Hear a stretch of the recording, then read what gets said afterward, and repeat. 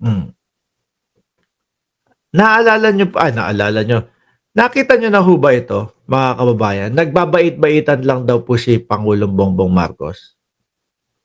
Ayan o. Palaba, sabi ni Jenny Ramos Hontiveros, Sir Mark, hindi, senador yun eh. No? Ang Quadcom ay doon sa Congress.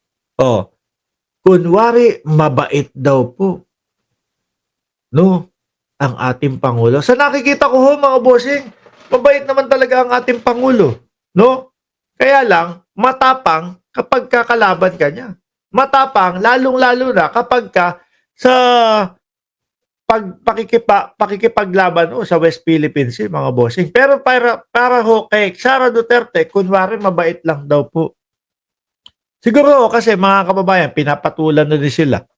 Ano? Ang gusto pa naman po ng mga Duterte, mga bossing, yung tipo bang hindi papatol. Ang gusto ng mga Duterte yung tipo bang kahit na binabalasubas ka nila, wala. No? Hindi ka kumbaga hindi ka papalag. Yun siguro ho, mga bossing, yung trip nila.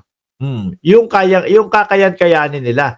Kasi ho, hindi nila kaya ang Pangulo eh. Oh, hindi ho nila kaya ang Pangulo eh. Biruin mo ha, pagkakaupo pa lang ni Pangulong Bongbong Marcos, mga bossing, binira na lang binira. Di ba? Ang dating Pangulong Duterte, grabe kung ano-ano ang kasinungalingan na sinasabi. Bakit ko hindi sasabihin kasinungalingan yung mga sinasabi? Tingnan nyo, sabi, adik ang Pangulo. Wala pa yatang 3 oras, mga 4 na oras, mga ganun lang o something like that. Biruin mo, ano sabi ng PIDEA? Wala pong katotohanan na nasa listahan namin ng Pangulong Bongbong Marcos, etc. Di ba? Pag pumupunta sa mga palengke ang ating Pangulo, talagang inaantay ng ating mga kababayan. Kasi alam nila na madali at masarap na makausap ang ating Pangulo. At may sense of humor ha. At walang yung mga FPI ka, FPI to, FPI ka, FPI. Sino ba yung doon? Sino ba yung dumating? Bakit Bakit traffic? Ang Pope po, FPI yan. Sabihin mo, umuwi na yan. Di ba? Gustong pauwiin ang Pope. Oh. Sabi dito ni Inday Sara Duterte, kunyari, mabait, no? Sara Duterte accuses Marcos of faking kindness, colluding with ICC on Rodi arrest, no? Ang tingin ko naman dyan, hindi lang nagsasalita ang Pangulo, pero ako, naku Pangulo, patawarin niyo po ako, paumanhin po, no? Hindi naman po porket ako sumusuporta sa inyo. Hindi ko sasabihin ito. Pakiramdam ko kasi, mga kababayan, may kumpas naman din talaga ang Pangulong Bongbong Marcos diyan. 'Di ba? Doon sa pagkakadala sa ICC kay dating Pangulong Duterte. May kumpas yan. Sige na, dalhin nyo na. Makulit na yan sa bansa natin. Dalhin nyo na yan. Bitbitin nyo na yan. No? At pihado ho ako, mga kababayan, na pagka nga nalaman ng mamamayang Pilipino na may kumpas si Pangulong Bongbong Marcos diyan, mas matutuwa pa ho eh. Kasi bakit to? Etong mga huling mga oras, huling mga panahon, huling mga oras parang mamamatay na.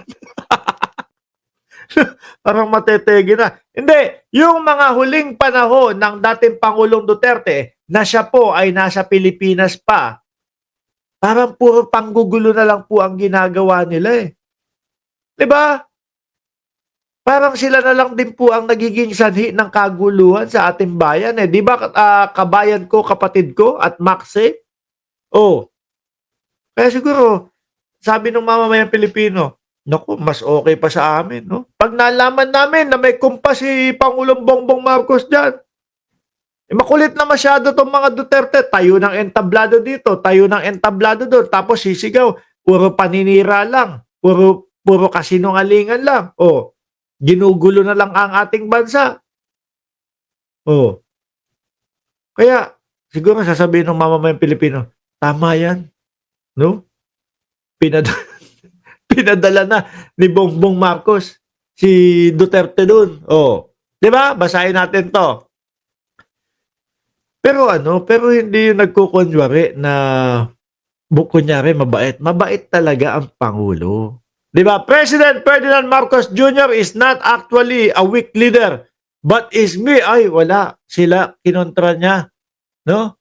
Kinontra na nila yung pagiging weak leader. Sinasabi, weak yang si Bongbong Marcos. Sigaw naman yung mga DDS. Weak si BBM. Oh, ganun daw. Kasi yung mga kababayan, kung bakit ho nasasabihan mga uto-uto itong mga DDS, alam niyo ho kung bakit? Yung kapag kayong mga maharlika, pag yung dating Pangulo Duterte, may isang word lang ho na sinabi.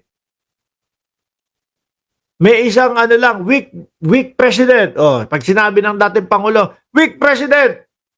Yung mga DDS, kahit wala po, ay bakit nyo po nasabi yan? Bakit kaya nasabi ng ating dating Pangulo na weak si Bongbong Marcos? No? Wala nang ganun-ganun sa kanila, wala nang tanong-tanong. Oh, sabi ni Duterte, weak. Oh, pag sinabi ng dating Pangulo Duterte, adik yung Pangulo. Hindi na nila alamin yan. No? Basta adik eh. Sabi ni Duterte, adik. O adik ang Pangulo natin. Ganun na. Yung wala po bang pag-aaral bago nila ipasok sa ano nila, sa utak nila. Eh basta nasabi nito. Baka pag sinabi ni Buloyski diyan, magsitalong kayo sa building para ang inyong kaluluwa ay mapunta sa langit. Baka magtalunan ho yan eh. Ganun ho kauto-uto yung mga DDS, mga kababayan. Oh, di ba? Weak leader, meron tayong weak na presidente, sabi ni Duterte. Ito parang kinokontra na ni Inday Sara Duterte. President Ferdinand Marcos Jr. is not actually a weak leader, but is merely projecting a Mr. Nice Guy image according to Vice President Sara Duterte. O, hindi na weak leader, malakas na. Kami naman, nakikita namin, talagang matigas naman ang Pangulo. No? Matigas doon sa mga posisyon na dapat tigasan. Kagaya na lang, yung West Philippine Sea. Di ba? Na kailangan tindigan talaga. Nakita nyo naman, tanggalin nyo yung inyong mga missile dyan, sabi ng China. Sinegundahan ni Inday Sara Duterte. Bakit pa tayo may missile na ganyan? Ano gagawin natin dyan? Di ba? Sabi ng Pangulo, hindi namin tatanggalin to. Hanggat nananatili kayong bully sa amin. Hanggat nananatili kayo doon sa mga pinaggagawa nyo sa amin. Ganyan.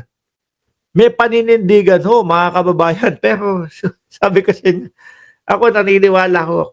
Ulitin ko naniniwala ako may kumpas ang Pangulong Bongbong Marcos doon sa pagkakadala sa ICC. No? Kayo, press 1 nga kayo dyan, press 1 kayo.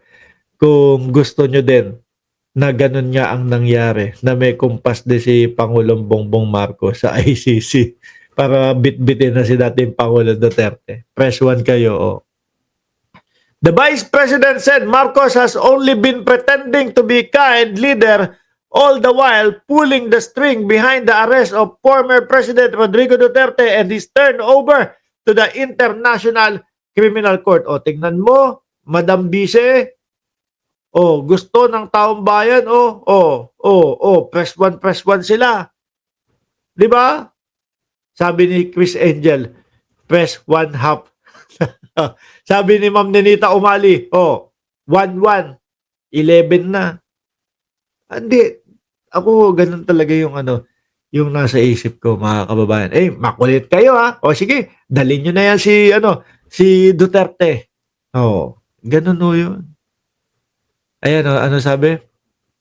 In Tagalog, mga kababayan, sabi ni Inday Sara Duterte dito, ang basa ko sa kanya, gusto niyang ipakita na mabait siya na Marcos. Hindi siya tulad noong kanyang tatay. Hindi siya yung Marcos na diktador. Ang kanya ay low-key, ang kanyang gusto i-project sa ating lahat. 3 taon na. Di ba? 3 taon na. 3 years and ilan? 3 years and 20 days o 21 days ng Pangulo siya.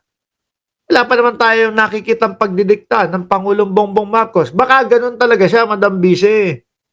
Ano? Dahil kung yan, diktador talaga or kung ano man, nagpapanggap lang yan, lalabas at lalabas yung pagiging diktador niyan.